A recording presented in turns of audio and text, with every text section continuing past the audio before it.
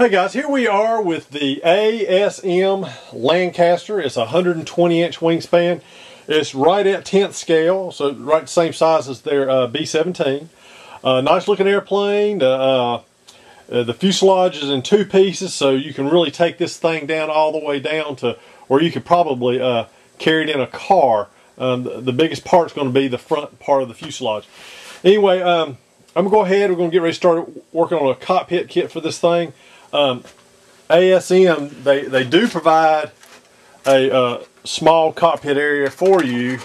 That's really basic. I got a 10th scale pilot, and they'll fit in there. And but we're going to try to make a little bit better and make it look a little bit better. Provide maybe the go down and provide the radio room and some other things to kind of detail this thing a little bit. Anyway, I'm going to get ready to get started on it. Hopefully on this one, like we did on the B-17, we won't have to do a lot of cutting. But anyway, we're going to get ready get started, and when I get something done, I'll be back to show you.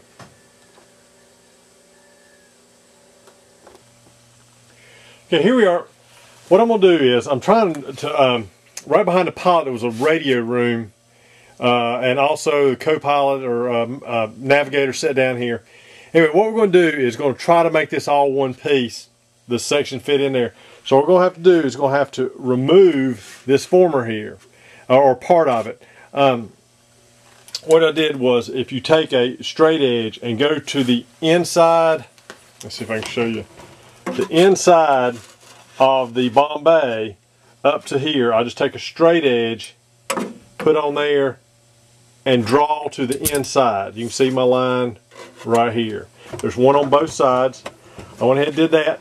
I'm going to remove that, and later on, if you're worried about the strength this way, you can add a former underneath the cockpit itself to add that strength you would have to come across here. So your wings back here, all this up front here, you know, you're really not having any structural support by this one. There's another former right here, right at the leading edge of the wing. So I'm going to go ahead and remove this, and just going to take a Dremel tool and cut down, and it's just going to remove the center. I'll get that done, and we'll move along from there. Okay guys, here we are. Okay, here we are back with the fuselage. You can see I have removed the former that was in here.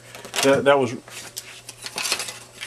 this part of the former that was right in here, and I've taken it out, and I've also removed where this curvature comes down. I've removed it so it's flush with this across here. Also, the ABS you need to take and make sure that it goes straight back.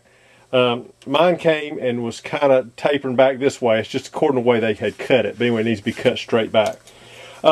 Once I did that, I kind of cleaned up the area. That's the only cutting that we have to do.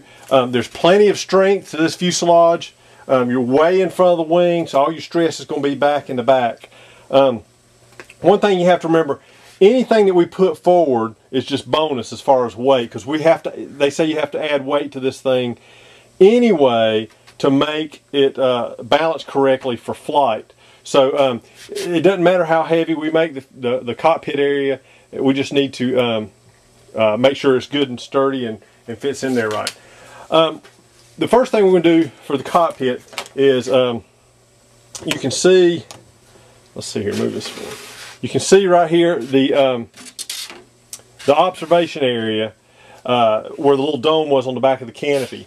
What I have done is it's hard to carry the cockpit from here all the way back beyond this because it interferes with a servo tray.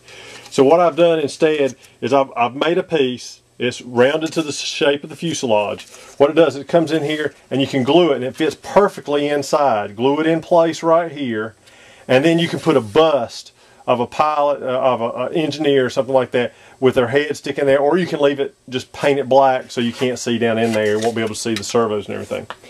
Alright, then we're going to move to doing the cockpit area itself. I've made a one-piece cockpit.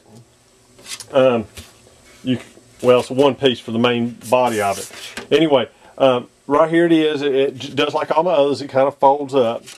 To prepare to do that, It comes on a single sheet of plastic. What we're going to do is remove all the edges all the way around till you have just the 90 degree. All we're going to leave, we want to cut it to where all we leave is, you'll cut right along that crease there and leave this part from here to here. You're going to leave that intact. It's all about it should be right at a 1/4 inch. Okay, we'll leave that all the way around. And what we have to do, we have to relieve 2 little spots up here on this, once we get it all cut out. Working from the front, and this front corner, you're going to come back 3/8 of an inch and make a mark. And then from there, you're going to come back another 1/8, and we're going to cut that little tab out. Okay? Then, coming from that same corner, we're going to mark 5 7/8 inches back and make a mark. And then from there, from that corner also, 6 5/16. And we're going to mark that and cut that tab out. But that's once all the edges are removed around there. So what you end up with is the front with a tab removed there and a larger tab removed here at the back. What this does, it allows the cockpit to lock in on this piece right here. Alright, now the base of this one is pretty wide, so what we need to do is kind of stiffen it up. Like I said, any weight you add here is not going to hurt you at all. There's also 2 little dimples. You can see right here, that's where part of where the table comes in here, that's the support that was scale for the plane. Alright, what I have done, now you can use 3/32, 16th, but I went ahead and used 8 because I'm not worried about the weight, is I added a 3 inches wide by just where it'll fit inside here. Balsa is 3 inches wide and it just fits inside up to the crease. I glued those in place using CA, front and back. That really stiffens this up. If not, it will bow in the middle. Alright, once you've done that, that piece is about ready to go in. And it's real easy to fit. Make sure you can see this. All you have to do is come in from the bottom. You've got plenty of room to work with. And you just bring it up and it locks right into place. Okay, that's how easy that part is to put in there. Alright, now the next thing we're going to do is the cockpit, the pilot seating area was elevated from the base here. So what I have done is I made a single piece.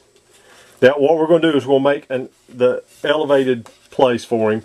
Is you get it, it looks like, this part looks like this. We have to do this so we can actually get the part out of the mold.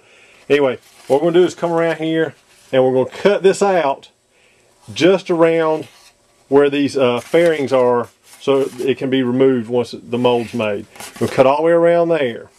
Alright, once we get through our piece, it's going to look like this. We're leaving the square on the sides. That gives us a little bit of strength. Alright, on the end, the back side here, we do cut along that ridge there, but then we come here and clean this off to where it's flat. That's this back piece here. Alright, then it comes down the front and we'll cut it straight along there, and that leaves the base open. I have gone back in here because we'll add some strength. I took some 1/16 inch balsa and I've lined the inside of it. It just adds some strength. Now you need to stay at least an 1/8 inch off the end. That's the top part. And I stayed a 1/4 inch off the bottom. Okay. What this does, inside the cockpit itself, there are some stands right here on the front. This piece connects right there. It gives you a gluing surface, and also the base of it glues. You see where the square piece comes in? Glues right here. Alright, once this is folded, it'll allow those 2 pieces to meet.